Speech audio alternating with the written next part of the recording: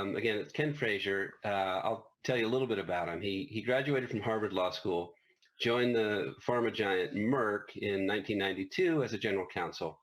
2011, he became Merck's CEO and chairman. He made headlines in 2017 after a violent white power march in Charlottesville, Virginia.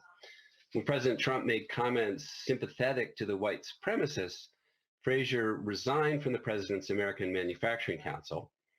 After that, inspired by Frazier's move, other members quit as well, which led Trump to disband all of his major business advisory councils.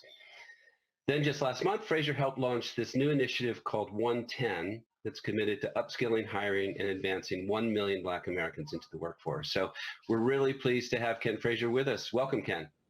Thanks. It's great to be here. So let's dive right in. There are 4 Black CEOs in the Fortune 500 now, by my count. You are among them.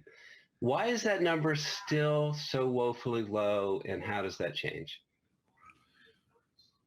Well, I have to say that I think that the reason the number is so low is that we haven't yet gotten past some of the perspectives, I will say, that our society has around the capabilities of African Americans. As you watch all of these companies, they have great statements about diversity. I believe that they want to do the right thing. But we live in a world in which people are swimming in this sea of past beliefs and perspectives, and they don't work to the advantage of African Americans. And so I think what has happened in corporate America is, with respect to women, for example, we've been very intentional about putting more women on boards and getting more women into senior management. When the issue comes to Blacks or African Americans, I think those are harder issues. They tend to raise concerns. Are we lowering the standards? Are we adopting quotas? The fact of the matter is, I think for African Americans in all walks of life, they still have to overcome a series of stereotypes that often are had about African Americans and their capabilities. So I think that goes a lot to it. I think, in this country, African Americans do face opportunity gaps in terms of education. They do face, when they get into corporate America, they do face access gaps in terms of having the kinds of close relationships with the kinds of people in the senior management who could make or break careers. In my example, I was very fortunate that I was hired by a former CEO of Merck to work directly for him. And actually on my best day, I'm actually recycling and rechanneling the things that I learned from our very close working relationship. That kind of access is very unusual for African Americans. So, Ken, when you and I last spoke in 2017, you talked about how even with your educational and professional pedigree, you had to learn, and I'm using your phrase, you had to learn how to become user-friendly in the nearly all-white world in which you worked. So you started to talk about how things are today, but the murder of George Floyd has helped make the issue of diversity a priority in boardrooms across the country. There's a lot of talk. In your view, has anything tangible come out of all the talk at this point? I think it's too early to reach a conclusion about that. What I am very optimistic about is I think after the murder of George Floyd, it did create a moment in this country where people, both at boardroom tables as well as kitchen tables at home, began to ask ourselves questions about our country and the disparity that exists between our stated creeds on the one hand and how we actually function in this country. So I do think that while it's too early, I'm optimistic. The initiative we're going to talk about in a few minutes is an example of corporate leaders coming together saying that we're going to really make a difference as it relates to the employment of Black Americans. As I mentioned, you broke with President Trump in 2017 after the Charlottesville incident. That was courageous then. I mean, you were about the first CEO to kind of take that step. Now business people are abandoning Trump in droves. It's sort of safer to do so. But I got to ask, I mean, when you look at what happened in Washington last week, what are you thinking? And what's the right approach for CEOs to this moment? So I will start by saying that I see what happened in Washington as sort of a logical bookend to what happened in Charlottesville. In Charlottesville, what we had were armed militias, so to speak, made up of neo-fascists, white supremacists descending on Charlottesville, outnumbering the police in that situation. I think following that, unfortunately, we didn't make strong statements. The president made statements that were at best equivocal. I think they were heard by some of the people who were among those armed militias as being supportive, if not glorifying them. And I think if you think about it, you saw the same thing happen in state capitals. You know, armed people took over the capitals in Idaho and Oregon and Michigan. You might remember in Michigan, there was this concept that they might kidnap and harm the governor of Michigan because of the mask mandates. So in some ways, what happened in the Capitol was sort of the logical outcome of what we've tolerated. And I think that what we have to remember as a society is that while I hope we'll move towards unity and healing in the next few years, we can't tolerate certain types of behavior. Violence and destruction, no matter what the cause behind it is not acceptable. And what is also not acceptable is telling lies about things that are important to our society. And so I think all of us have to be willing to take a stand for civil discourse in our society, for truthful discourse in our society, and against violence. Because if we don't, these kinds of things are going to keep happening.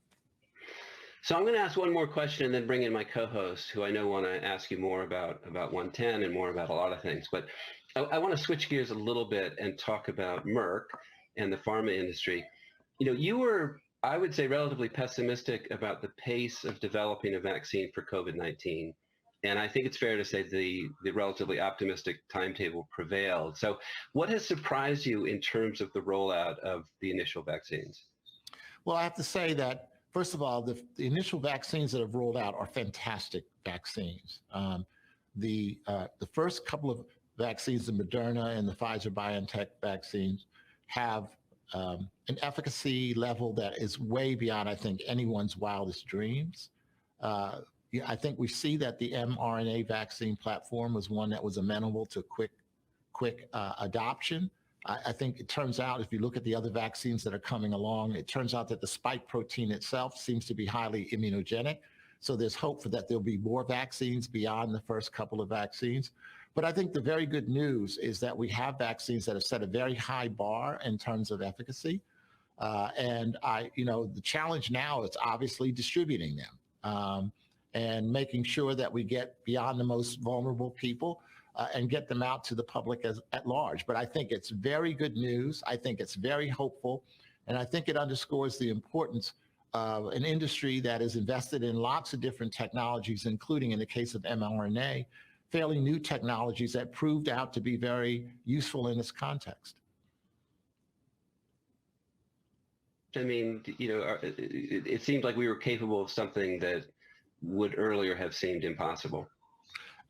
Before these vaccines, Merck is very much involved in the vaccine business. The fastest vaccine ever developed was 4 years, so the mumps vaccine. But this new technology, as I said, is amenable to faster development.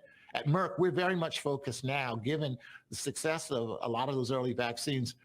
While we still have 2 vaccine programs that we're undertaking, we're really also focused on therapeutics. That is to say, the kinds of therapeutics, oral therapeutics that can be used for people who are early in the disease process that can hopefully knock down the virus and make it less transmissible, as well as as well as therapeutics that could be used fairly late in the disease process where people are actually having real problems with the breathing, the people who are in the ICUs who have huge inflammation issues. We're working very hard on the kinds of therapeutics that we hope will bring to the market in the next few months that actually help people who are already infected.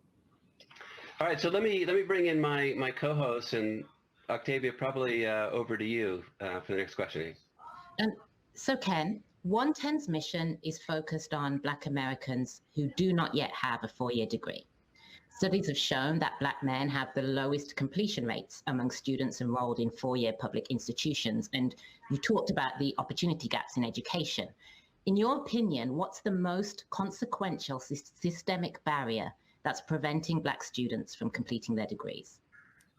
Well, that's a very complicated question. I mean, we start from the premise that nearly 80% of Black Americans at age 26 do not have a four-year degree. I think one of the biggest barriers is a financial one. People who come from families who don't have access to funds, who don't know how to get those funds, actually do not get their education, even though they start them. I mean, I saw a piece of data recently about community colleges that says that something like 75% of the people who start in community colleges never complete even an associate's degree or a two-year degree. So I think the financial barrier is probably one of the most significant ones as it relates to the completion of four-year degrees. So 110's coalition represents the largest ever private sector-led mobilization of its type. You've raised more than $100 million in seed funding. You have a strikingly clear 10-year goal. How will progress be measured, and how will you hold the firms that have committed their support accountable? So let me start by saying, yeah, we do have, I think, very important measurable goals. Setting a goal of 1 million Black Americans who are hired. And these are Black Americans who otherwise would not have been hired. And we can talk about how we're going to think about that going forward. But the goal really is for companies to start with a baseline. Every company has to look at where it is already on its journey around diversity. And after they're able to do that, then we'll develop plans that are based on where each company is today so that they can move forward. And this is not just about the 37 companies, it's about their suppliers. It's about others that we can bring in. If we're going to hire 1 million Black Americans over 10 years, it's not going to be just these 37 companies. So, this is not about, the government, for example, holding us accountable or any outside organization. These companies that put up this $100 million in first year seed funding, they're committed to doing something different that in terms of improving how they train, hire, promote African Americans. So I want to talk a little bit more about that retention and also the economic gap that you referred to earlier, and bring gender into the mix. Women continue to earn less than men, and this disparity is even more pronounced for women of color. We are the most underrepresented group in the corporate pipeline. We are hired at lower rates, we are promoted at lower rates, we're retained at lower rates, we're paid at lower rates. How can CEOs fix this? Well, I think, again, we have to be intentional about it. So a few years ago inside Merck, we looked around and said, there are not many women in operating roles around the world. And we decided that we wanted to be very intentional about trying to focus on those disparities. And so, people began to mentor the senior women or the women coming through the pipeline who could reasonably aspire to be in these jobs. And as a result, over about a 10-year period, we went from having almost no women in these senior jobs to having 40% of these jobs occupied by women. I think we haven't done the same kind of thing. We haven't had the same kind of intentionality around African Americans, and in particular, as you point out, African American women. And so I think a big part of this is examining what we've been doing now. We can't keep doing the things that we've done now and expect a very different outcome. So this is really about being intentional, focusing on that group, ensuring that, people have sponsors and mentors. I'm sitting in the CEO chair because I was sponsored by my predecessor 3 times removed. And most people don't have that kind of access. And so we want to make sure that people are being very thoughtful about that. I'll just make the point about the wealth gap because, recent data show that the average African-American family has a net worth of $5,000, where the average white family has a net worth of $150,000. That's a staggering difference. And it has to do with an intergenerational cycle of poverty, of lack of opportunity. And that's what we're trying to address at 110. We're really trying to address the systemic barriers that have existed in this country that have prevented African Americans from having access to earned success and the American dream. Okay, I'm still trying to process that statistic you just mentioned, Ken, because that's staggering. Really, the worst one, the average employed African American man today in 2021 has a bigger gap versus his male white counterpart, and I'm acknowledging the point about women in my comparison here, the gap is as big as it was in 1953. So from a societal standpoint, we are making no progress with respect to incorporating African Americans into the economic mainstream at a time when the workforce itself is becoming more diverse.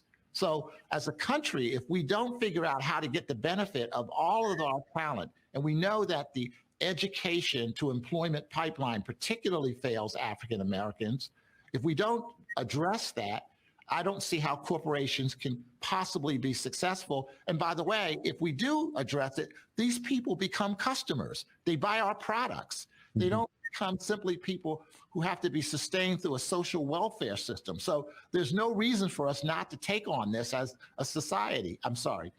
No. I appreciate that. Thank you. I am going to switch gears back to the vaccine and the therapeutics for a second, but I do want to remind our audience to ask their questions because we do want to get to those as well. I want to follow up on the vaccine a little bit just because a couple of things that I'm curious about. One is that the government was involved deeply in funding for company, not just the U.S. government, but governments. And I'm curious, is this just a crisis and a one-off? Or are we actually seeing different models for business and government working together towards innovation? I hope it's the beginning of different models. First of all, there are a lot of companies that didn't accept government funding. For example, Pfizer, BioNTech did it all from their internal capital. But I think that what we see here is the government saying, look, how do we create sustainable models for people to go after these kinds of viral and bacterial infections? And we've walked right up to that in the past. So, for example, after 9/11, the government was very much worried about bioterrorism. And it said, okay, let's make sure that these companies have the funding to develop the kinds of protections against bioterrorism. But somehow we forgot about that. I'll use the example about antibiotics. In 2050, more people will die from resistant forms of bacteria than will die from cancer. And yet we don't have a market that actually supports work. We don't have market-based initiatives. So we have to find these public-private partnerships in order to provide the capital to go after things like we did in the example of COVID. So I would hope that we would continue to focus on those kinds of issues because it's unlikely that this is going to be the last viral pandemic we face.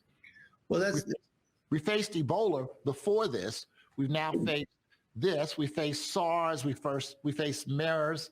We have to continue to develop the kinds of medicines and vaccines that we need. And we had there were difficulties with some of those diseases to get vaccines that could be successful. Some false starts and some big problems in some cases. But now we've seen that we can get to market so quickly with the vaccine, and you talked about that and the new technology. Is that something generally that as the public we can expect that as we see different types of diseases come along, we're going to be able to move much faster, or is that this particular situation? Generally speaking, I think we should be optimistic that we can move a lot faster with some of the new technologies and some of the things that we've learned. But we have to realize that each virus is very different. So, for example, we still don't have a vaccine for HIV. We've been going after that now for decades, and we haven't been able to develop a vaccine that works for that particular virus because of, among other things, it mutates so quickly. I think in this instance, one of the things that we see, and I mentioned it earlier, is the particular spike protein for SARS-CoV-2, which causes COVID-19, itself is extremely immunogenic. And you can see that because other companies using very different platforms from the mRNA vaccine, for example, Johnson & Johnson just had data out today about their adenovirus vaccine. They're seeing high levels of immunogenicity based on different platforms that use, if you will, this spike protein as the antigen. So I think we should be optimistic going forward that some of these new technologies will allow us to come forward with vaccines much quicker, but we have to recognize that there is a unique aspect of the spike protein for COVID-19 that makes it not easier to develop a vaccine, but makes the vaccine much more immunogenic. And you talked about the therapeutics. I know Merck has just recently invested big time with an acquisition which just makes me think we're going to be living with COVID for a long time. If a company like yours, yeah, if you're going to invest in these therapeutics, and so we're not seeing this is not going to be eradicated, basically. No, I think that if you look at the natural history of viral infections, very rarely, if any, have we seen be eliminated or eradicated. So, what we're hoping to do is to get through this pandemic phase where we have, large numbers of people being sick and dying, but there will still be an endemic phase where we're going to have to think about the right kinds of vaccines and the right kinds of therapeutics for people who get sick. And remember something about this particular pandemic. It is truly a global pandemic. Ebola, where we were very fortunate in developing a vaccine here at Merck, turned out not to be really a global pandemic. It turned out to be a pandemic that was really confined to certain countries in sub-Saharan Africa. This is now truly a global platform or a global disease. And I like to say, until all of us are safe, none of us are safe. Mm-hmm. Yep. So, Ken, I'd like to bring in some questions that we've received in real time from our audience. Okay. The first one is from Brandon, who's in Washington, D.C.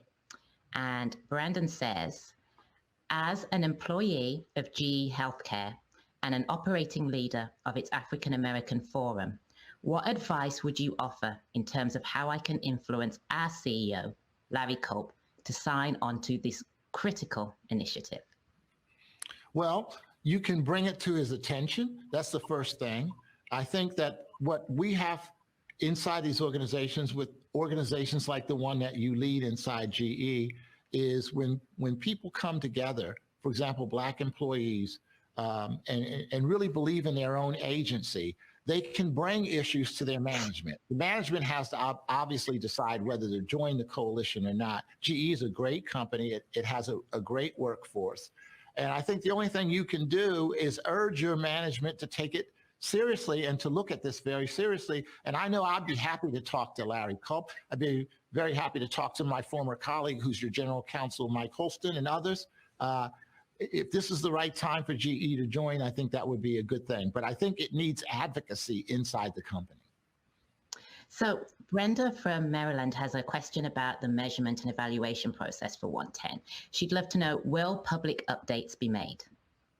I expect that public updates will be made, but we haven't started there. We really started with the position that companies have to assess where they are. Each company is in a different place. And by the way, each one of these companies has, on its own journey, done some really good things along the lines of how to hire, train, and promote African Americans. What we're really trying to do right now is look internally. So I mentioned the fact that 80% of African Americans at age 26 don't have a four-year degree. So the first step is for these companies to look internally at their own job requisitions and to ask which of these jobs really do require a four-year degree. We're really saying we have to adopt a skills-first hiring approach rather than a credentials-based hiring approach. And so I don't know that we're actually company by company deciding whether each company will make its progress public. What we want to do is hold 110, the startup company that we're creating, and it is a startup, and it's intended to actually help connect the employer community with the companies and nonprofits and credentialing organizations that train people, which exist, and some of them do a very good job, but they're subscale. What we're trying to do is to bring the collective power of these companies together by offering jobs, and then that will help people on the other end, the people who are actually training and developing people to be able to do it at scale. And so 110 will hold itself accountable over time to how close we are getting to the goal of 1 million Black Americans being hired over 10 years. So we have another question from Lance in Illinois. As a corporate leader, how do you wade through the various political spectrums in a highly charged landscape and not create party lines when challenging systemic norms within your company walls? That's an excellent question, and it's not an easy question. I will say, first of all, I don't believe, as the CEO of Merck, I have the right to tell people what to think about partisan political issues, and I try to avoid taking positions on partisan political issues. I don't know that my employees would always agree that I'm successful, but what I try to address with my platform or what I consider to be issues that go to our values as a country. So when I speak out about something like Charlottesville, for example, I tried very hard not to make it a partisan issue. I thought what was going on in Charlottesville really spoke to the to the country's core values. And so what I really do with 110, I think Americans all agree that we want to have economic opportunity and it should be available to everyone. And so when we started this, it was really more about saying, how could we actually vindicate the aspiration that we have in our society of everyone having an equal opportunity by addressing the systemic barrier that these 4-year job requirements had on a group of people who disproportionately have not had access to that. So we were just talking about the role of the CEO when political issues come up, and you made it clear the bar has to be pretty high for you at least to kind of wade in on these issues. So I'm interested. Charlottesville was a moment when you were out there and relatively alone initially. What was the fallout in terms of business, in terms of employee response, customer response? I mean, was there fallout for taking a public stance, against the president back in 2017? So there was public fallout. I would point out that before I did that, I actually consulted my board because I wanted to make sure that the board was comfortable that I was speaking both based on my own personal conscience as well as CEO of Merck. And I'm very pleased that my board said unanimously, we want you to speak to the company's values. But there was fallout.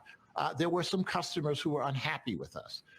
There were employees inside the company who viewed my statement to the public as being against the president. I was really saying, these are our values as a country. We believe in pluralism, we believe in equality, and I think our leaders need to make statements against bigotry and hatred. Unfortunately, some people viewed that as being against the president. That was not my goal. By the way, just to flip it around, when the president asked me to join his business council, many of my friends on the opposite side of the political spectrum criticized me for that. They said, oh, you're now supporting the president. My view was, as the CEO of Merck, if the president of the United States wanted to have our input on issues that are important, like healthcare, that I ought to show up in the room because I was asked. And when I joined initially, I was willing to take the criticism of my more left-oriented friends. And when I stepped off, I was willing to take the criticism of my more right-oriented friends. So I know we're going to run out of time here, but I'm really interested to know, having read about you and hearing you today, you didn't have the easiest time growing up, but I'm curious what from your background in your earlier days enabled you to be so successful? What were some of the things that helped to, propel you to where you are? So first of all, let me be very clear. I was lucky that I didn't face the same educational opportunity gap that all the kids who grew up around me in the inner city of Philadelphia did. My younger sister and I, and we're the 8th and 9th respectively of my father's 9 children from 2 different marriages. We came along in the birth order at a time when it was during the civil rights movement, and the city fathers, the social engineers, so to speak, in Philadelphia, decided that they wanted to engage in an experiment, which they called school desegregation. And what that meant was that a few African-American kids would be put on buses and sent to the very best schools. And my younger sister and I had that advantage just because of where we were in the birth order. And so, for example, in my high school, I think there were like 12 or 13 African-American kids out of 1,400 kids. But it was a very good school. I got a very good, rigorous education. And that helped me because here I sit today because, almost incidentally, I got a better education than the kid next door. And that's wrong. In this country, often we allocate education based on the ability, at least public education, based on the ability of a parent or guardian to afford real estate that's proximate to where the good schools are. So I had that one advantage in terms of the opportunity gap. The other benefit that I had, frankly, was, I was raised by excellent parents, and my mother died when I was a child, and I was raised by a single parent father, which is unusual. My father, as I often say, was not a very sentimental man, but he had very high standards. And so, in my father's house, the things that mattered, where you went to church on Sunday and you went to school and you got good grades, and you had to believe that you had a role to play later and had a responsibility to actually achieve your best in school and then later on in life. So I had those two advantages. All right, so that's a great moment to close out on. Ken, I want to thank you for being our guest, taking on a lot of really interesting, important, complicated issues, and as always, being super thoughtful. So thanks a lot for being our. Can I just make one point for all your viewers? For those of you who are interested in working with us on 110, we have 37 leading companies and CEOs who agreed to actually put their shoulders to the wheel to try to create this employment opportunity that doesn't exist for Black Americans. We're starting with Black Americans, but we believe that if we eliminate systemic barriers for Black Americans, we'll help everybody in the process. We encourage you to reach out to us because we need all the help we can. So thank you. Okay. All right. Thanks again. Thanks for being on HBR Now.